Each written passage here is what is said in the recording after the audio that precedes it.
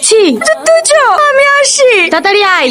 চ আমরা দূরে কোথাও পালিয়ে যাই। তোর কি মাথা খারাপ হয়ে গেছে? মেয়েদের বিয়ে একবারই হয়, আমি এখন অন্য কারণ। তুই যদি ভালোবাসি কথাটা আগে বলতি, তাহলে আজ বসেছি তোর বাড়িতেই যেত, ভালো থাকি। আমি যদি একবার ওর মনে কথাটা জানতে পারতো, রীতি আমার হতো। বলো আকা, তোমার কি চাই? তোমার যে কোনো দুটো উইশ আমি পূরণ করবো। আমি যা চাবো তাই দিবা? হ্যাঁ।